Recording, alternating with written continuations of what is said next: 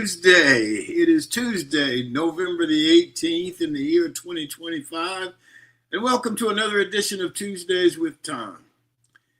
It is American Education Week, an annual celebration that occurs before Thanksgiving to honor public school staff and build support for public education. This year it takes place from November 17th through the 21st with daily themes like Family Day and Education Support Professionals Day. The week is an opportunity for communities to recognize the contributions of educators and staff and to get involved with their local schools.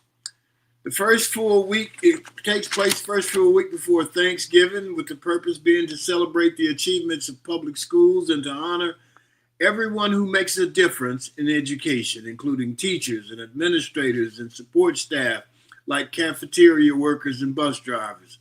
It also aims to promote public awareness and support for public education because public education is a good thing. Our G-list guest today is legendary. Shelley Stewart is a legendary radio personality, and I mean that at the highest level. He's also been a station owner and advertising executive. He's opened a lot of doors for many, many people, including me. Mr. Stewart built a remarkable career amplifying voices, shaping culture, and opening doors for future generations.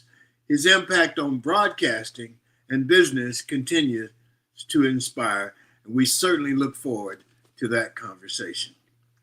Our show today, of course, is brought to you by the consulting firm of Best Girl Inc. Let's hear Best Girl is a consulting firm that provides customized leadership, access and inclusion, public relations, communications, and organizational consulting services. Clients include Fortune 500 companies, utilities, higher education institutions, small businesses, and associations. Best Girl's team of consultants, led by Joyce Gilly-Gossam, Emily Hedrick, and Sean Jones, partners with business and education clients to promote organizational effectiveness, communication, motivation, and leadership, with always an impact on the bottom line. Best Girl's customized consulting services include strategic planning, corporate communication, executive coaching, fundraising, and economic development. Best Girl continues to customize the solution that fits your needs. So let's go to the round table and talk to Barbara Wallace Edwards and Michael Walker. Good morning, Barbara Wallace Edwards and Michael Walker. How are you guys doing? Good morning. We're doing well. Good morning, TG. How are you? Good morning, Barbara. Great. Good morning. So, Barbara, what's happening in your world? Well, Tom, first I want to invite everyone to come out to the James Owens Scholarship Breakfast that will be held this coming Saturday. As for those who don't know, James Owens was one of the first Black football players, legendary at Auburn University. And the James Owens Foundation will be hosting a scholarship breakfast this coming Saturday on the campus of Auburn University, where the trailblazers from the 1970s and I think some from the 80s this year will be coming back to campus and will be recognized and honored by the foundation as well as by the university. Tickets are still available, $50 per person. So if anyone is interested, you can still purchase tickets for that event. Where do you purchase? Yeah, and I'm sure that they will have copies of the new book about James, Just Follow Me, Yes. which if you don't know about James, it's a great book to learn about him. And it's also talks about the integration of the Southeastern Conference. Absolutely. It's a historical book that I wrote. Yeah, So- absolutely. And it's wonderful. It's wonderful. I would recommend that everyone get a copy of that book because it is absolutely phenomenal. I'm hoping that we will have copies available there to sell, Tom. We have reached out to the Owens family, and also I think she's in touch with the university. So we should have books available on Saturday. I think there will be. I know that Sam donated some, and I did Okay. as well. So Great. see. Yeah, Absolutely. well, good Barbara, deal. where can you get tickets? You can purchase tickets by going to the James Owens Foundation website. Or if anyone would like to contact me, I can actually, or you can just show up on Saturday, actually, and purchase tickets there. The event will be held at the Athletic Complex on the campus of Auburn University. So again, if anyone has any questions, feel free to reach out to me and or reach out to Ms. Gloria Owens and the James Owens Foundation. And for those of you who don't know, James was we spoke. I spoke of Shelley this morning, and looking forward to talking to him. We talked about how legendary he is. James is also a legendary historical figure. Who was the first black man to play football at Auburn University at a time when there was only one other black athlete in the athletic dorm. I think of 150 people, there were two black athletes, James Owens and Henry Harris. Both legendary, both deserve to be remembered and honored by the university. And hopefully, I know that John Cohen is supposed to be the speaker. He's the athletic director. Hopefully, they can put that bug in his ear and continue to bug them, because as President Gooch told me one time, he said, "Tom, you're always nudging." And you should continue, Tom.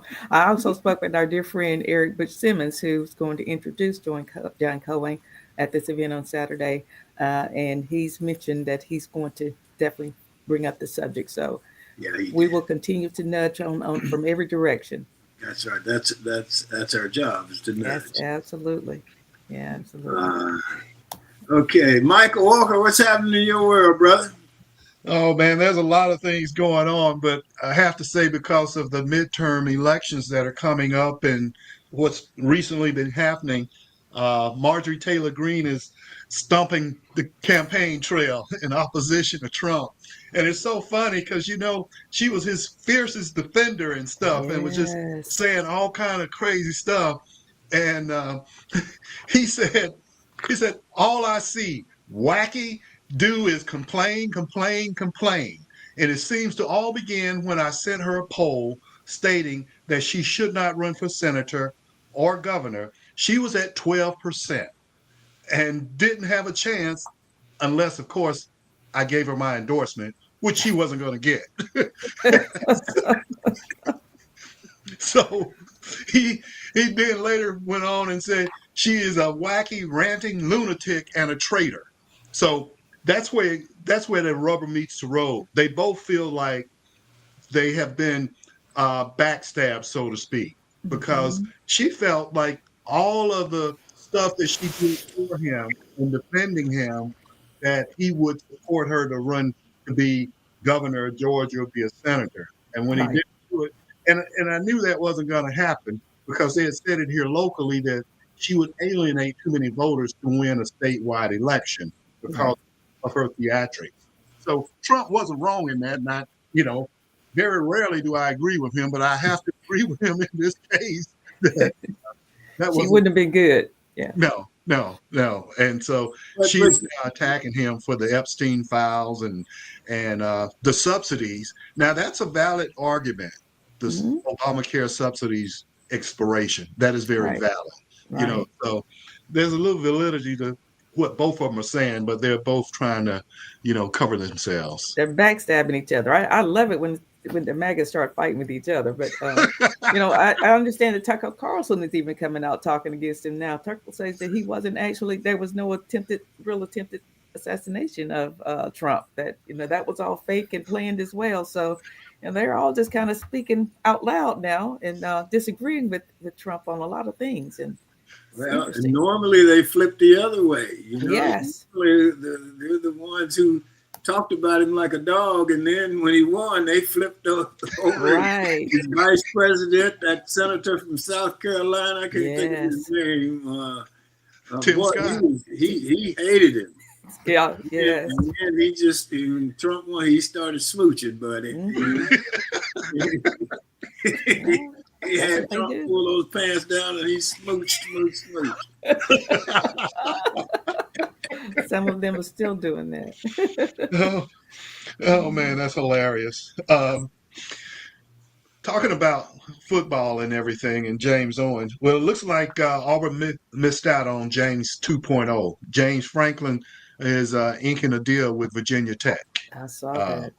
So that's interesting. I don't know a whole lot about Virginia Tech when I say about the city and what have you. So I just wonder what kind of fit is that going to be James Franklin, who was born in the Northeast in Philadelphia and what have you, spent some time at Vanderbilt, and now he's going to go to Virginia Tech. It will be interesting to see how that plays out. I think it was a good move for him because that's a lot easier conference than going into the SEC. So true. That's So true. you probably can come out with a winning record, and they'll be so glad to have him. They don't expect to win the national championship or anything like that. So I think he made a good move. As much as I wanted him at Auburn, I just don't know if he would have ever been given a fair shot at Auburn. So I think that may be a really smart move on his part. Yeah, I think it. Yeah, I agree. They were just going to play around with that. They weren't serious. Right. But basketball did kick off, and I was very interested to see how Auburn was going to fare against the number 1 ranked Houston Cougars. And I have to say that I was impressed with the way they played. This team has some heart, and they have a few gangsters on their team. You can tell by the way they play. They have a lot of confidence and a lot of swag. But I will say, it still comes down to fundamentals. If they just hit half of their free throws, they would have won that game going away. Right. I mean, they missed. I think they only hit 12 or 21 or something crazy like that. So, and they lost by 1 point. Right. So if just 3 more, free throws. That's it. You upset the number 1 team. Right.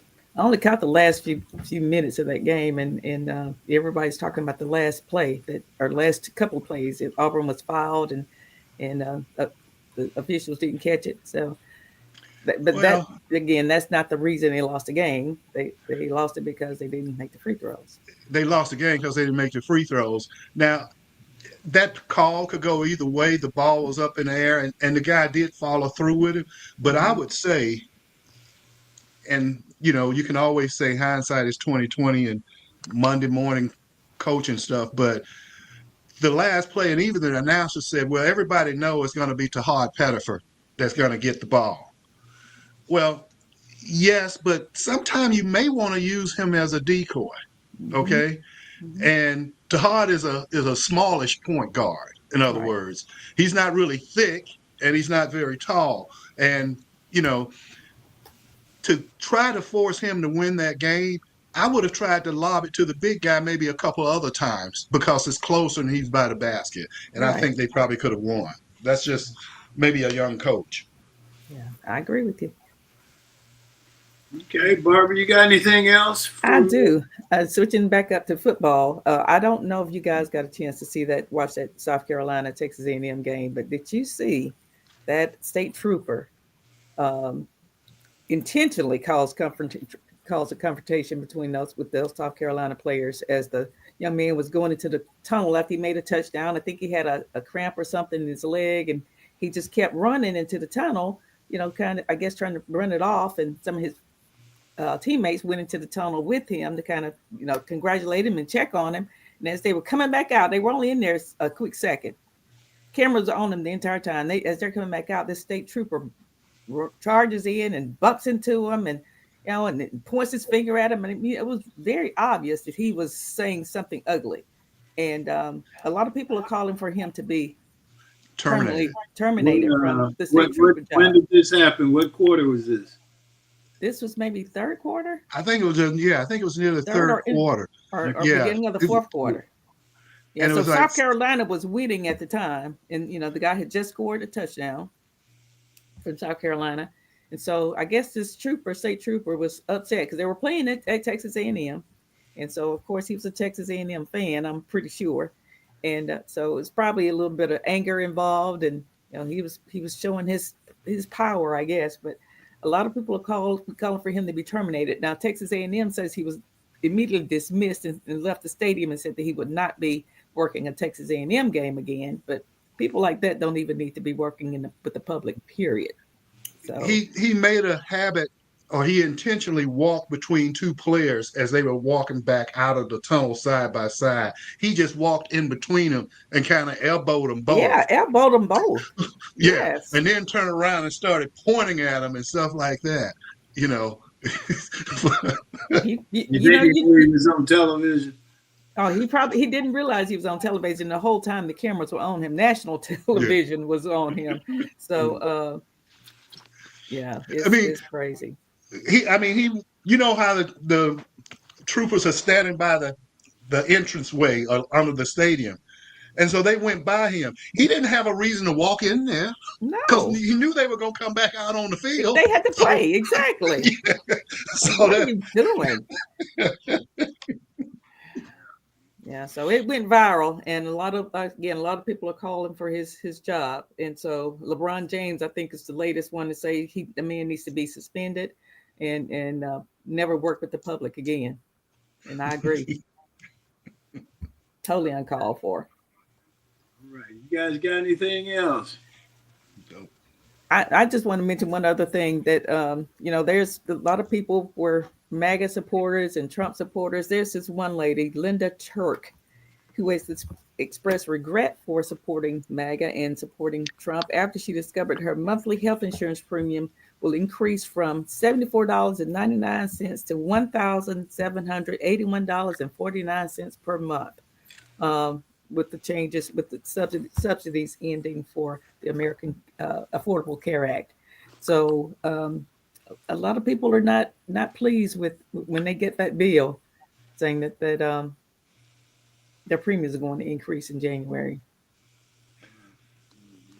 Tried to tell them. So. Yeah, we did. We tried. Well, Trump said he's just going to give everybody the money. Okay. He said he's just going to give people money and let them go buy what they want. Oh, yeah. Whatever. Yeah. We got, so if you guys, let's bring Barbara Larkin in. She may have something to contribute. She's with us today. Good morning, Miss Larkin. How are you? Good morning. I'm fine. I'm so glad to be here and to see all these bright and cheery faces. Looks like you all been covering the news pretty well. Yeah. What's happening in your world? I want to comment on something Barbara was talking about, the South Carolina Texas A&M game. That tunnel event really sparked a lot of conversation, as she said. And there was some commentary that was mentioned, and it was stated that here this guy knew that he was on national television. Right. He was in a stadium filled with student athletes and student supporters and fans, and he committed this act against these two players who were just trying to return to the football field to continue the game. I mean, these are student athletes. These guys, they aren't even 21 years old. Right. And he takes those shoulder blades and arm elbows and flips it into them, and they turn around, and one guy stared at him. The one who initially walked into the tunnel, his friend grabbed him and pulled him towards the field. Right. And then the guy pointed in their faces and started mouthing words. It was just shameful. It was now, the shameful. question is, if he will do this in public like this, what will he do when he is on the road alone with a young black guy? Is he a Texas A&M police officer? He's a state trooper. Yeah, state trooper. State trooper. Mm-hmm. Yeah. Yeah, and people are saying he should be charged with assault. They should file charges against him, because that was, again, uncalled for. Well, it really was. And I think that the presidents of the universities should really take this as an issue, because these young men are focused on the game, the competition. Right. And it was a great game because, South Carolina was out there ahead and doing all that. I think they went in, what was it, 30 something to 3? 30 to 3 at halftime in favor of South Carolina, and they're playing in Texas. Okay, so there's a lot of emotion. Right. But of course, once Texas A&M came back, they just went to work. Right. But it was unfortunate that this great game was marred by this incident. It really was. Yeah. Yeah. I didn't see the incident, so it wasn't marred for me. But they were 30-3 going into the second half, and they let and where's that Antley? I'm sorry, brother, but they I don't know how to know. win at South Carolina because they just gave that game away. That They was did. They should have won that game. They really should. Yes. hey, Yeah. Well, woo. did you all talk about the spit with the National Oh, Football League? the spinner controversy. We hadn't No, talked about Yeah. that. That what's was wrong with these interesting. guys? Say That what? What's wrong with them? You don't spit on people. I mean, Well, it wasn't so bad. The spit was bad. But what was really bad is that the guy who did the spitting lied about it on national television. right. Not Like once, people, like but people couldn't twice. see. You know, they got all these cameras. They slowed that spit down. Did you see? Nothing. You can't They lie slowed about. it, and they You did it can't lie about what's over. captured on screen. Yeah, but Right. it was just over and over and over. And he was emphatic in his lie. No, I didn't do it. Nothing came out of my mouth. Yeah. That's right, Tom. He was said nothing came out of my mouth. I hardly said anything. I just stood there, and here comes this spit. Time out. Barbara said they slowed that spit down. But they did. Excuse me. Oh Oh, my. Lord. Yeah. But look, guys, in defense of Jamar Chase, Okay. he is living in the world of Trump, okay? Mhm. In which your truth is what you believe your truth to be, regardless of what anything else is said. Regardless So, of what the you, truth is. yes. So that's where he Or the gets it from. video, So or what Yeah. the give him a video pass. said. Yeah. I think that it's a new world now, Michael. You're right. And he was so emphatic in his lie. I Yes. He mean, was. he was insulted that they said he did it.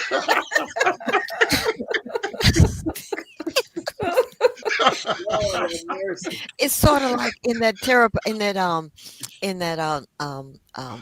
movie where the guy said, "It wasn't me. It wasn't me. It wasn't." He said, "But we got you on tape. They will play it before."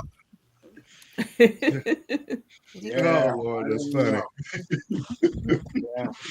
So, Yeah. Amazing. anyway, Recently, O.J. Simpson's estate is going to pay the family of Ron Goldman $58 million Oh, wow. to settle the Wrongful Death Act because, O.J. was cleared, right. but they sued him from a civil They standpoint, did. Mhm. and he was found to be guilty of murder from a civil standpoint. Mhm. And with interest and whatever it is, it's come up to $58 million. It was announced that they will receive that from the estate of OJ. Wow. Mm. But they wasn't in it for the money now.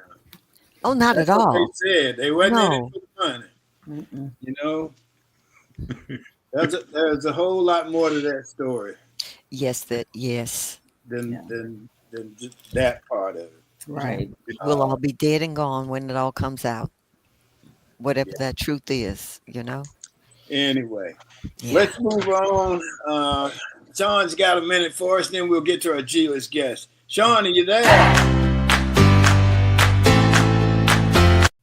Good morning to everyone joining in with us. My name is Shantia Jones, and this is Got a Minute. Thanksgiving is next week. That means there's possibly a lot of food, laughs, or maybe even sadness. Did you know that Elvis once crooned about feeling blue at holiday time? Well, I'm here to tell you it's perfectly normal to feel that way. There are a variety of reasons why your days may not be merry or bright around the holiday season. It can be the jam-packed social calendar, deadlines for work, the loss of a loved one, sunless winter days, or all of the above. According to the American Psychological Association, 38% of people surveyed said that their stress increased during the holiday season, which can lead to physical illness, depression, anxiety, and maybe even substance misuse. The reasons include having lack of time, financial pressure, gift giving, and even sometimes family gatherings. If you are struggling or just need support, it is okay to reach out and share what it is that you need. Thank you all for joining in. My name is Shantia Jones, and this is Got a Minute.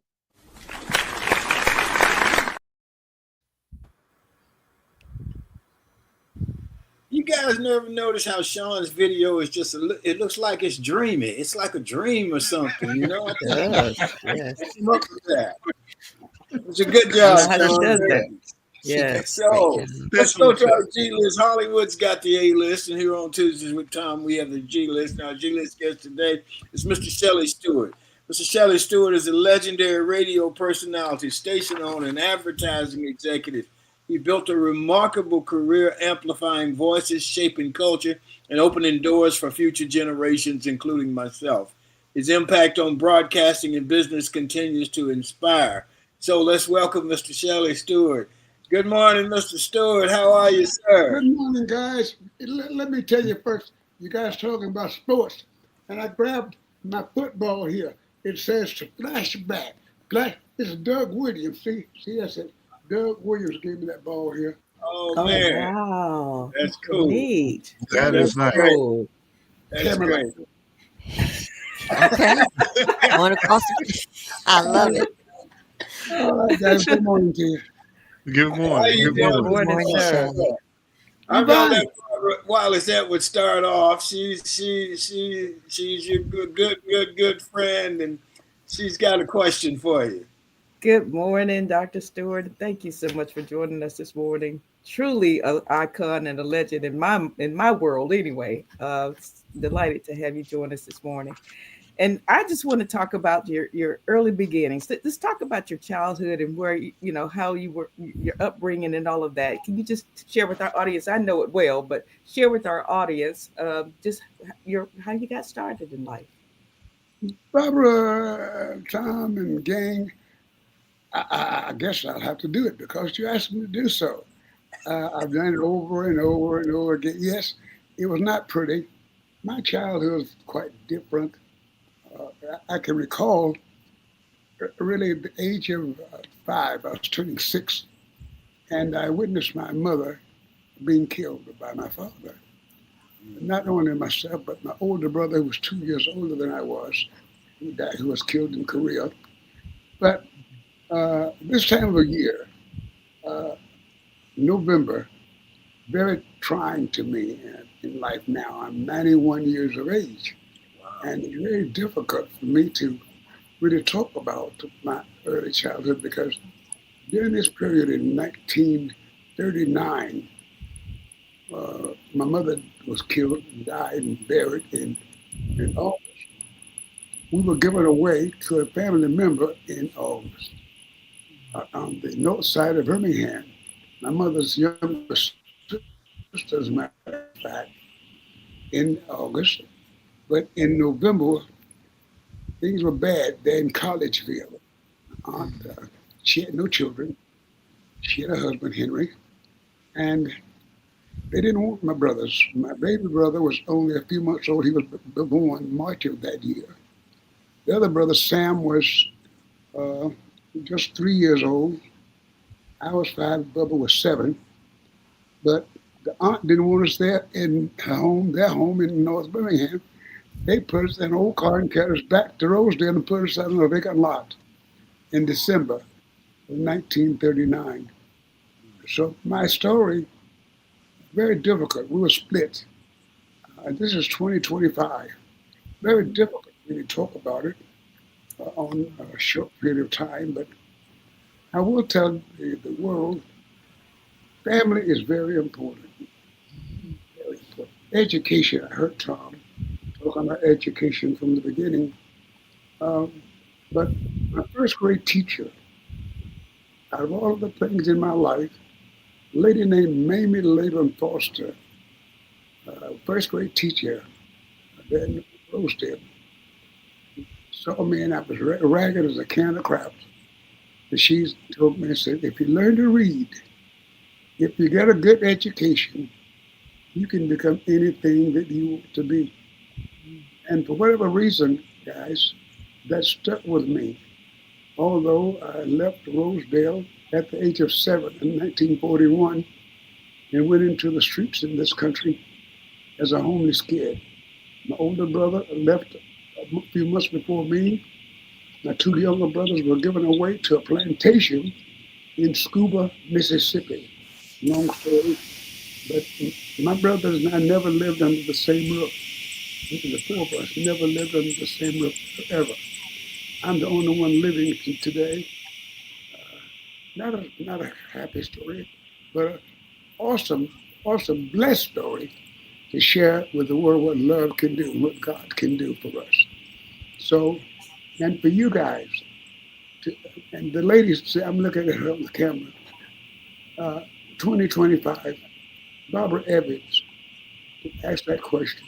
But there's another lady, Barbara Larkin, sitting in there. Let's look at it. At the time in my life that I'd like to share, I watched she and Tom take me when I couldn't hardly walk, uh, make sure that I got on the aircraft, made sure that I got off the aircraft, made sure that I got into the hotel, made sure that I got everything, made sure that I was there to receive one of the highest honors that one could receive. Barbara and Tom were right there with me.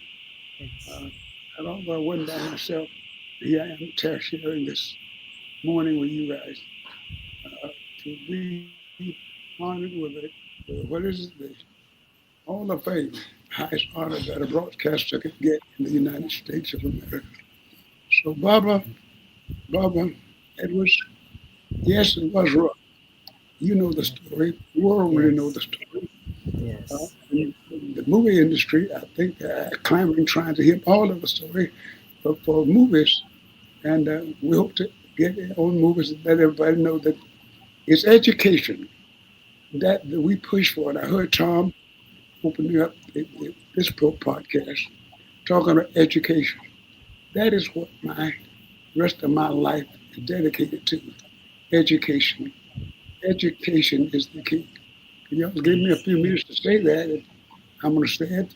If y'all give me, I'm asking for, I'm 91 now, give me 9 more years, I'll be 100. Yes. Well, I hope you get 9 more, brother. You deserve it. Go ahead. Go ahead. I want to say, I know you got the highest award that any individual can get, but I'll also say there's so many people that you have just helped along the way who they don't give awards. Maybe they don't give awards for that, but I can give you my award because you certainly helped me along. I'd come down to win, and you guys would let me sit there at the table. You would talk all with things and so on and so forth. And I'm just thankful for you, man. I'm just grateful that I was able to be there and that you guys were willing to help me. But Tom, it was the attitude that you possessed at that time. You had one of the greatest smiles. And yes, I was a broadcaster, much older than you guys, but it was that attitude and you would that made me says, give you all that I could give you. Everything. When you come into the studio and talk, I wanted to give you more of me, give you some wisdom. I may not have the money to give you, but I said, Tom, do this, do that, help you do that.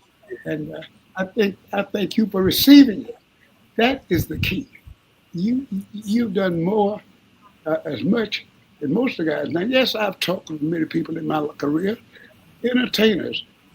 My God, I go through entertainers that I could go for the next hour or two that I worked and befriended and during my career. There's a guy who passed a few months ago, and he and I would do it at the Product Theater many years ago. And he, on back of one of my books, he wanted to write and say who I was. And that was Quincy Jones. He at that time was playing a band for Ray Charles. I was opening shows for Red Fox and others in 1940 and 1950s. So my career not only went from one to the other, but every part of this country that I was able to deal with people that Birmingham did not know that I was dealing with. I although I was in Birmingham, but I was dealing with the United States since the mid 1950s. They talk about the unfairness of the people. Certainly, my thing was not certainly a disc jockey. I never was a disc jockey. I hated the damn word disc jockey. I was a mass communicator, not a trash communicator. There And you go. that's what it was. And I was Yes. not afraid of, in other words, I was not afraid of white folk.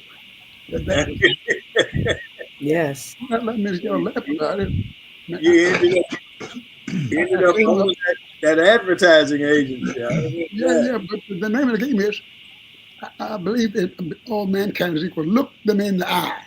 There you Talk go. to them. You look them in the eye. Deal with them man to man. Not yes, sir, but deal with it. You understand? I heard you guys talking Yes. about that state trooper doing the football player. You understand?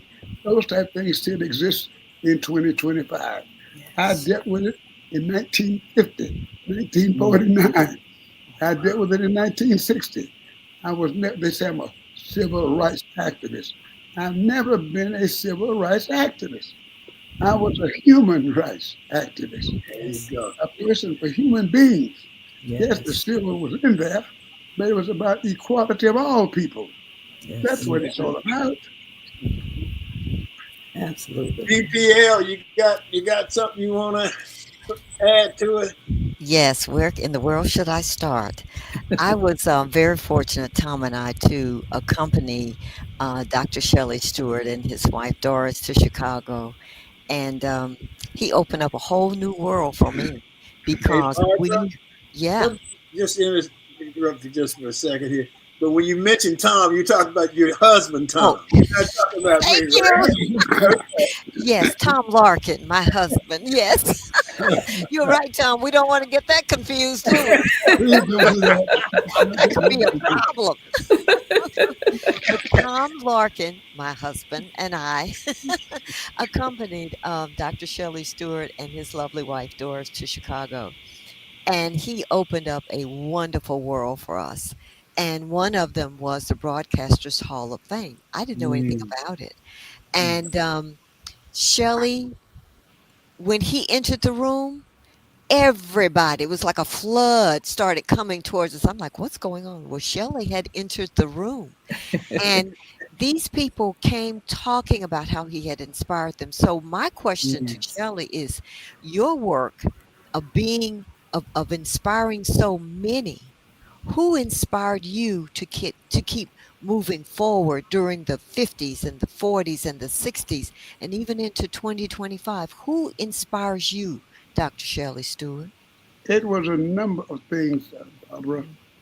I had in the early, early 50s, I was reading from the Chicago Defender, I believe it was, the Yes, Pittsburgh Courier, the black, at that newspaper. time, newspapers. Hmm. There was no, in early 50s, the black radio, then they were not talking about anything. As a matter of fact, you didn't use the term black. It was what Negroes were doing in the country. And I was inspired by what I was reading in those Negro newspapers. And there was a guy named, I was in the early age, a guy named Thurgood Marshall, uh, that I was reading what he was doing, things that guys were doing in other parts of the country. And yet in the South, they were afraid. And I had the opportunity to get on the air. God gave me that. I don't know what it was, but I sounded different than most of the other blacks, Negroes on the radio. I was talking about uh, each and every home, everyone, talking about making a living, economics. I was talking about that, playing the records, yes, but I was not just a person playing music, but I was taking on the leadership of those men and women who was before me. And like I told you, that lady, Mamie Laban Foster, the school teacher, on a young age, I would be talking on the radio. She'd come on, boy, listen to this. She was guiding along the way. So I had people who were talking with me and helping me. And I had the, I guess, God gave me the guts, I guess, to get on the radio and say it. I was not afraid to get the message to people. I was not afraid to go into the communities and talk with people. So I had lots of people who helped me, Barbara. Some Mhm. There were men who were mechanics, men who were garbage men. There were ladies who were seamstresses. There were ladies who were cooks, but they were talking with me.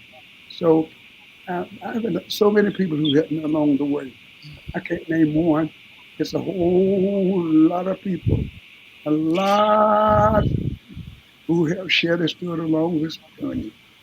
Well, I have one more question about the Radio Hall of Fame. Um, that was an amazing experience, an amazing experience. And um,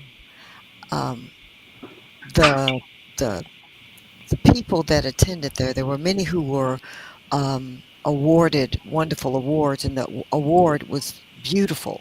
I mean, it's just an amazing piece of artwork that they gave and presented to the recipients. So, why is the Radio Hall of Fame so important to you, Shelley? And is there anybody else from Alabama who is in that Hall of Fame, that National No, Hall of Fame? I'm the only I'm the only Alabamian uh, in the Hall of Fame. Now there was Tom Joyner, but he was really into the Hall of Fame from Texas. He Hmm. didn't claim Alabama. Uh, he was a syndicated person. I'm the only person that made it to the Hall of Fame from the scenic route, not from the scenic route, not syndicated. I was never syndicated, but the scenic route. I was broadcasting not only in Birmingham, but St. Louis, Missouri, Shreveport, Louisiana, Jackson, Mississippi, all across the country. I actually broadcast Atlanta, Georgia, Columbus, Georgia. I actually broadcast in these markets. So no, there's no one in the Hall of Fame ever done what I've done, not ever. Uh, and that's what they were talking about that in Chicago. You were witnessing. They've never met anyone such as myself. It's always, So, yeah, go ahead. so you had to drive from Birmingham to Memphis to do radio shows, My to God, drive to many, St. Louis. Is that right? yes, I did it many times. Many times. I traveled the chitlin circuit, they call it. Wow. I'm the Wow. chitlin. So, no, I'm not a big shot by any means. Uh, I'm very well, in other words, Tom Gosson, we say I'm street smart. I'm pool room smart. I'm courthouse smart, jailhouse smart. And so, in other words, I'm just plain old Shelley. So, what's the future like for Dr. Shelley Stewart? What are you doing now? You're 91. You know, you've got the Radio Hall of Fame. You're just really out there. People are seeing more. There was a, there was a, on, what was it, Channel 42? Channel Was it 42 did a Channel story 42 yesterday. last night that did Yes. a presentation on you and the Hall of Fame. So, what are you doing now to keep yourself active at 91, going on 92? What are you I'm doing? sharing with you. That is a cover of That's the book. Pitch. That is the Road South Unlimited Series Pitch Bible that we hope will do a movie. It's a 15 episode already done, ready. So we're working on that to work on that now. A number of things that I quit. I will not quit. I don't want to sit on my butt. I want to pass this thing along. But most important, guys, I, the Madison Stewart Foundation, actually, if you do the checking on it, started in 28 rather. They had visited over 25 cities, states rather, in this country, and visited more than over 2 million children. Inside Out documentary has been viewed by over 200,000 people. I'm sorry, 2 million children. So I have plenty of tools, Tom, Barbara and others. We have plenty of tools. The Mary C. Stewart Foundation, we're not trying to replace anything. We're providers of tools to help educators and other people. We're a tool provider, not trying to do other things. We've already done that. So I'm putting more energy with that. People are willing to join me. Then that's what I like to do. I know, Michael, you got something you want to contribute here? Yes, I appreciate it. Dr. Stewart, thank you for being with us today. And let me just say congratulations to your impressive list of accolades and accomplishment. They're certainly unmatched. But I'd like to ask you about broadcast ownership within the African American community or people of color. You know, it seems like there's not enough people or diversification when it comes to that. So tell me, how difficult is it to get a license? And other than money, what's the main barrier to There, entry for there, are, broadcast there, ownership? are fewer owned, there are fewer owned black-owned stations now than there were in 1995. Wow. Yeah, there were. See, there's a term, guys. That's another program that uh, needs to be addressed. But it's been going on for over 25 years now. And reversing that is almost impossible because of the new things now, the podcast and other things, other way of communicating. Buying a broadcast facility now is almost impossible. Almost impossible. Yeah, we didn't do it many years ago. Uh, uh, the station that I bought and we sold still owned, WATV is owned by black, my old company. Yes. But other stations are not surviving so well. One is, remember, if you take the money from them, you're not going to survive. Take the air. The air is the money. So you can say, I'm open a radio station, but you don't put an air into it and the money, it's not going to survive. Yes. It's all about that. So as far as blacks investing in it, we've got to come together and say, how will we invest and be able to get into the communities? There aren't any, what you're doing now, this particular podcast, find a way to get it expanded into the communities of people. You got to find a way to do that. And I'm going to be honest with you. I found the best way to do things is go in the communities. What's wrong with going back in old handbills? Going in the community. Back in my day, I had to go in those communities, sit on the front porches, and I had to do those things. I never went into the church and called a meeting. I went to the parks. I went to the pool rooms. I went to the chitlin joints. So I think now we've got to learn to communicate. We as black people in this country are not communicating within the communities, honestly. One of the things that I think was also was inspiring for me was you ended up in partnership and ownership of an advertising agency in Birmingham. And I know that that was an industry that where there weren't many blacks at all. There certainly weren't any owners. Can you talk about O2 Ideas a little bit, Shelley? Yeah, that was. I found that I couldn't find a way to get into it, but a relationship that I met a guy in Shreveport, Louisiana, in 1958.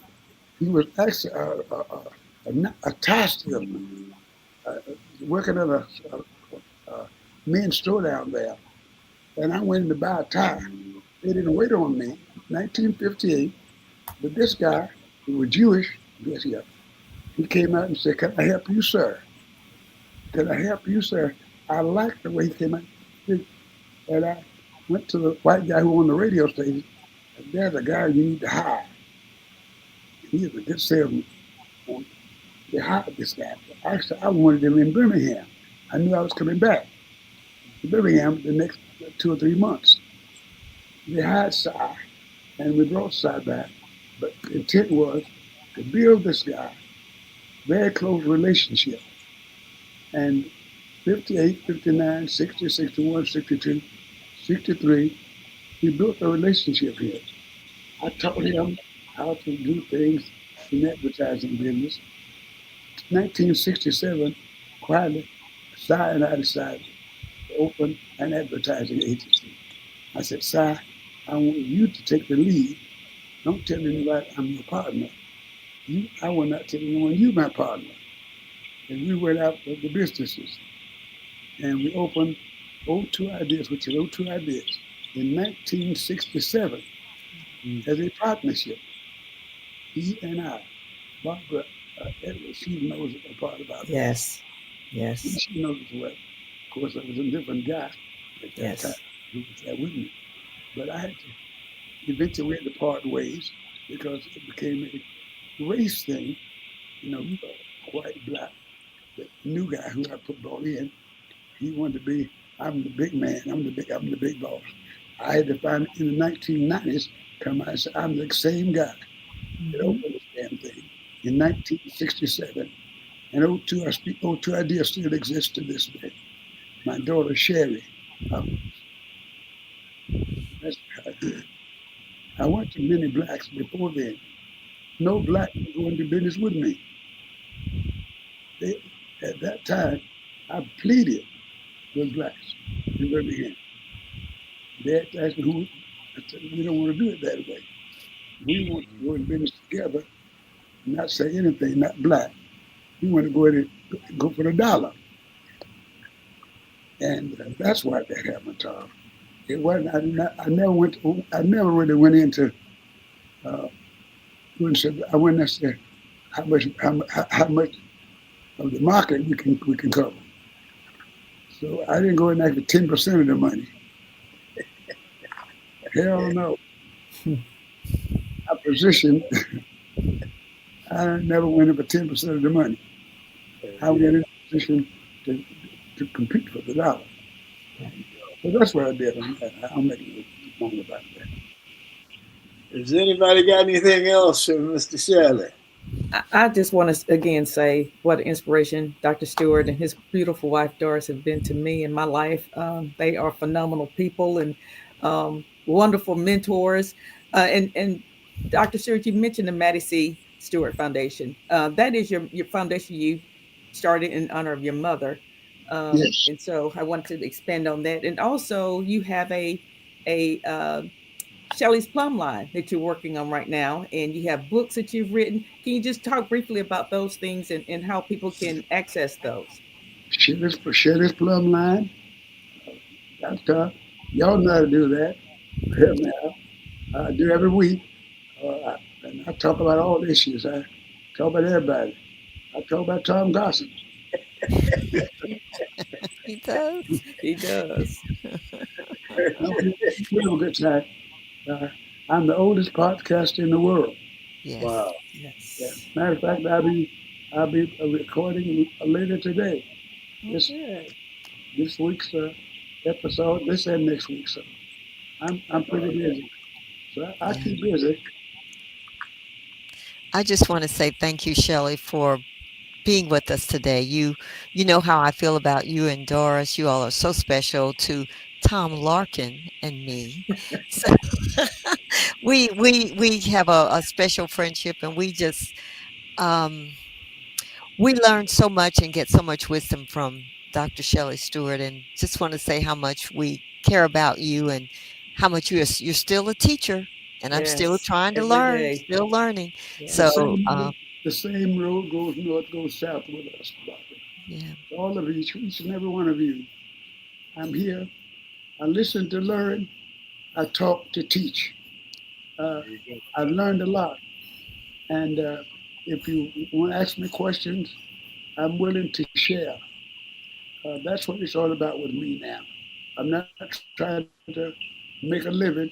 I'm trying to teach you how to live, others how to live. So Hmm. Yes. hopefully that somebody will get it. Uh, I'm, I'm asking, I'm asking, if I can get a lawyer to give me a piece of paper, They guaranteed me 9 more years. I hear you. Yes. Yeah, I like that. Listen to learn, talk to Talk to teach. teach. I Yes. wrote that down. So That's great. That's the way I see it, Tom. Listen to learn, talk to Talk to teach. teach. I love that. Yes. I I do love Yeah. too. that. I'll definitely use that. Use it your Thank will. you, Shelley, so much for being with us, man. It's such an honor. Thank you. And Yeah. such Yes. an Thank you. honor. We love Thank you. you. Thank you. All You right. bet. Yeah.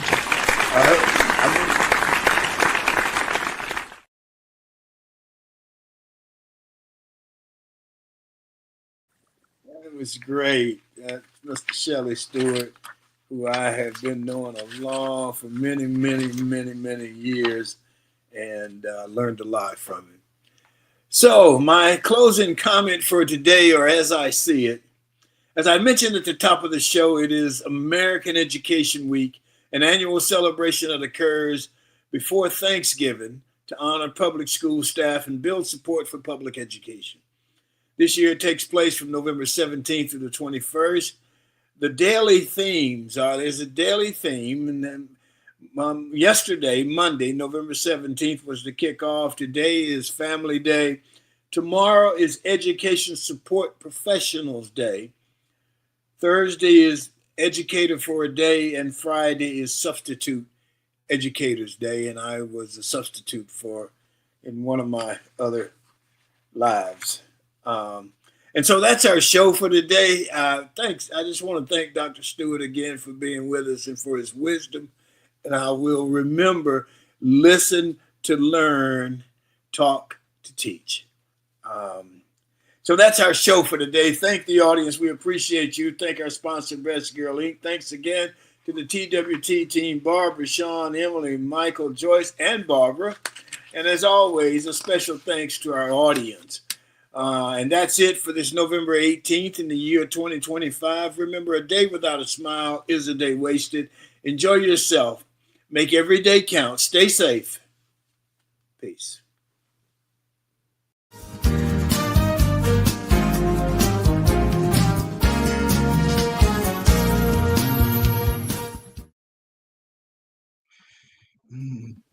Right. Great. That was good. Wow.